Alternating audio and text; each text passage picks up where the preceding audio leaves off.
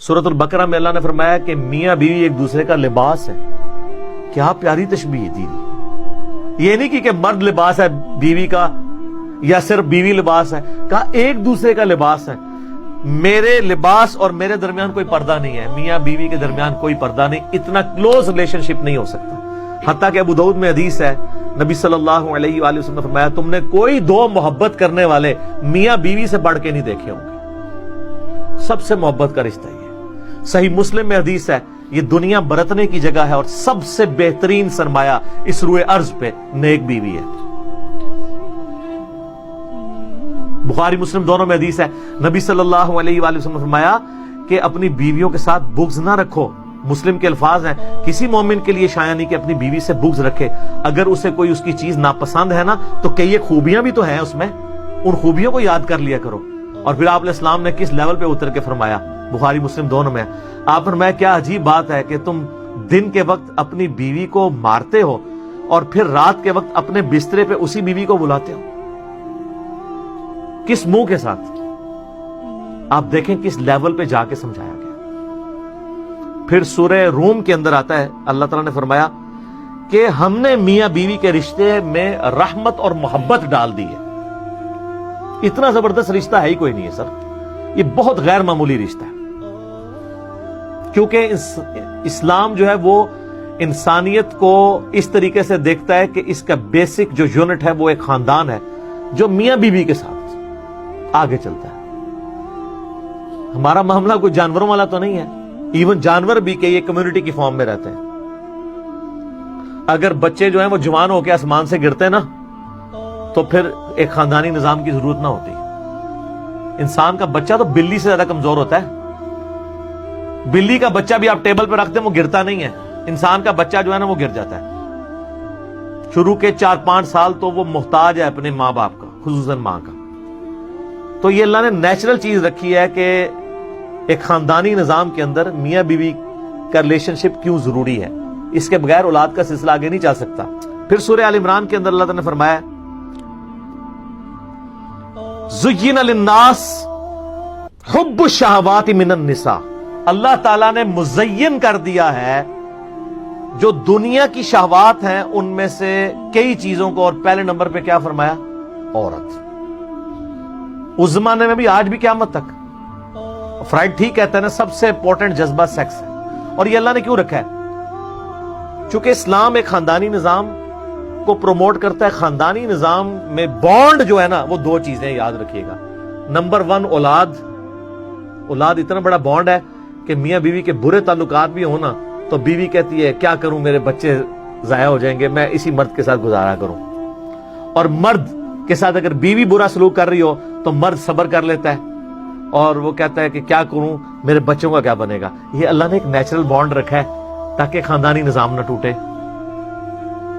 اور دوسرا جو بانڈ ہے وہ سیکس ہے. اگر فری سیکس ہوگا تو میاں بیوی کبھی بھی ایک دوسرے کے ساتھ مخلص نہیں ہو سکتے. اسی لیے اسلام کا اتنا سخت سیکس ڈسپلن ہے. اور مجھے اسلام میں عقیدہ توحید کے بعد سب سے زیادہ جو چیز پسند ہے وہ سیکس ڈسپلن.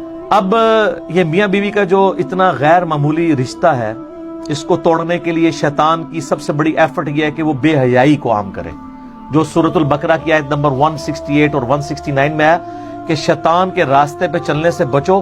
یہ تو تمہیں حکم دیتا ہے کہ تم گناہ اور فحاشی کے کام کرو. گناہ اور فحاشی کرنے سے کیا ہوگا؟ سیکس کا بانڈ ٹوٹ جائے گا، میاں بیوی الگ ہو جائیں گے. ایون اولاد کا بانڈ ہو بھی جب اس طرح کا معاملہ آتا ہے، یہ اکثر سنتے ہیں نا 30 سال بعد ایک مرد نے طلاق دے دی اپنی بیوی کو، تو آپ جب ڈیپ ڈگ کریں گے نا تو کوئی اس طرح کا ایشو بیچ میں نکلتا ہے. ورنہ مرد کو کتے نے نہیں کاٹا ہوا کہ 30 سال بعد ایک بوڑھی عورت کو طلاق دے دے. زیادہ تر کیسز میں ایسے ہوتا ہے. تو یہ اتنا امپورٹنٹ جذبہ ہے. اور شیطان کی کوشش ہے کہ میاں بیوی کا بانڈ ٹوٹے. اور جب میاں بیوی کا بانڈ ٹوٹتا ہے تو پھر کیا ہوتا ہے؟ اولاد تو گئی، تباہی کا شکار ہو گئی، خاندان ٹوٹ پھوٹ گیا. ایون وہ اولاد جو ہے وہ ناسور بن جائے گی معاشرے کے لیے. ایسے بچوں کے مینٹل ماڈلز تک بدل جائیں گے.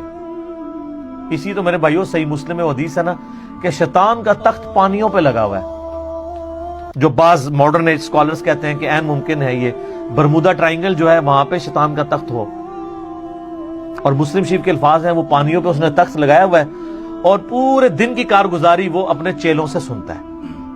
ہر چیلا آ کے بتاتا ہے میں نے آج فلاں شخص سے فلاں گناہ کروایا، دوسرا کہتا ہے جی میں نے تو اس سے بھی بڑا گناہ کروایا. شیطان خوش نہیں ہوتا کہ ٹھیک ہے نارمل ہے. ایک چیلا آ کے کہتا ہے آج میں نے میاں بیوی کے درمیان جدائی کروا دی ہے. ہائے ہائے ہائے. نبی علیہ السلام کہتے ہیں کہ شیطان اتنا خوش ہوتا ہے کہ اس کو گلے لگا کے ملتا ہے کہ کام تے پائی تو پایا ہے، اصل کام تو نے کیا کیونکہ بیڑا غرق ہو گیا، میاں بیوی علیحدہ ہو گئے بیڑا غرق. اسی لیے ترمذی ابو داؤد ابن ماجہ میں حدیث ہے کہ اللہ تعالیٰ کو حلال چیزوں میں سب سے ناپسند چیز کیا ہے؟ طلاق. حلال اس لیے کہ بعض کا جینوئن ضرورت ہوتی ہے، ناپسند اس لیے کہ اللہ چاہتا ہی نہیں کبھی طلاق ہو، کبھی بھی نہیں چاہتا. قرآن میں اللہ تعالیٰ سورۃ النساء میں کہہ رہا ہے اگر تمہیں کچھ عورتوں کی عادت بری لگے نا تو صرف نظر کیا کرو، ان کی کئی اچھائیاں بھی تو ہیں ان کی طرف دیکھ لیا کرو. اللہ کبھی نہیں چاہتا طلاق ہو. بخاری مسلم دونوں میں حدیث ہے، نبی علیہ السلام نے فرمایا اپنی عورتوں اپنی بیویوں کے ساتھ خیر اور بھلائی کے ساتھ پیش آؤ اور ان کو سیدھا کرنے کی کوشش نہ کرو. یہ ٹیڑھی پسلی سے پیدا ہوئی ہیں آدم کی، ٹیڑھا کو سیدھا کرنے کی کوشش کرو گے تو توڑ بیٹھو گے، اور ان کو توڑنا ان کو طلاق دینا ہے. ان کے ساتھ حسن سلوک کے ساتھ پیش آؤ، یعنی درگزر کرو، برداشت کرو.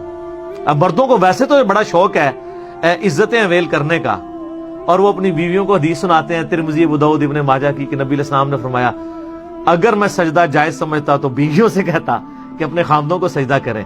تو کہتے ہیں دیکھیں ہمارا حق کیا ہے. تو یہ صرف حق ہی حق ہے، اس کے اگینسٹ آپ کی کوئی ذمہ داری نہیں ہے. جس کا حق ہوتا ہے نا اس کی ذمہ داری اس سے بڑھ جاتی ہے. بخاری مسلم دونوں میں حدیث ہے، نبی صلی اللہ علیہ وآلہ وسلم نے فرمایا، معاذ ابن جبل کہتے ہیں کہ مجھے پیٹھ کے پیچھے سوار کیا ہوا تھا آپ نے، سواری کے اوپر اونٹ پہ سواری چلنا شروع ہوئی تو آپ فرمایا معاذ. میں نے کہا لبیک یا رسول اللہ، یا رسول اللہ حاضر ہوں. فرمایا کہ معاذ میں تم سے محبت کرتا ہوں. ہاں تو یا رسول اللہ میں بھی آپ سے محبت کرتا ہوں. پھر تھوڑی سواری آگے گئی، آپ نے کہا معاذ، کہا لبیک یا رسول اللہ. معاذ جانتے ہو کہ اللہ تعالیٰ کا اپنے بندوں پہ کیا حق ہے؟ کہ یا رسول اللہ آپ بہتر جانتے ہیں. آپ فرمایا کہ اللہ کا اپنے بندوں پہ یہ حق ہے کہ اس کا بندہ اپنے اللہ کے ساتھ کسی کو شریک نہ ٹھہرائے اور صرف اس کی عبادت کرے.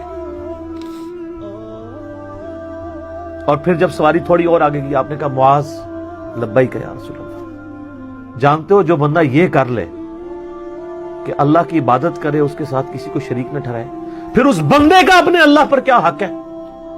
ہائے ہائے کہ یا رسول اللہ اللہ اس کا رسول بہتر جانتے ہیں. فرمایا ایسے بندے کا اپنے رب پہ یہ حق ہے کہ اللہ اس کو عذاب نہ دے اور جنت میں داخل کرے. تو سر اللہ اگر اپنے بندوں سے حقوق مانگ رہا ہے نا، اپنا یہ حق مانگ رہا ہے کہ میری عبادت کرو، تو اس کے اگینسٹ وہ دے رہا کیا ہے؟ ہمیشہ کی جنت. تو آپ مرد اگر اپنی بیویوں سے حقوق مانتے ہیں نا تو اس کے اگینسٹ آپ کو بہت کچھ دینا پڑے گا. صرف حقوق اویل کرنے آپ نے، چودراہٹ اویل کرنی ہے، دینا کچھ نہیں ہے.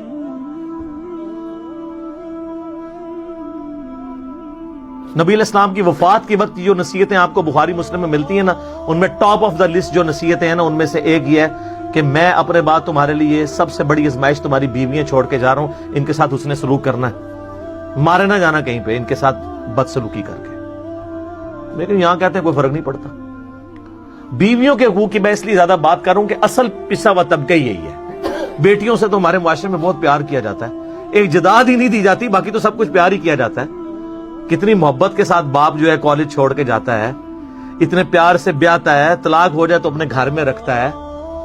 ٹھیک ہے، بہنوں کے ساتھ ایسا سلوک کرتے ہیں کہ اپنے خامدوں سے بگاڑ لیتے ہیں.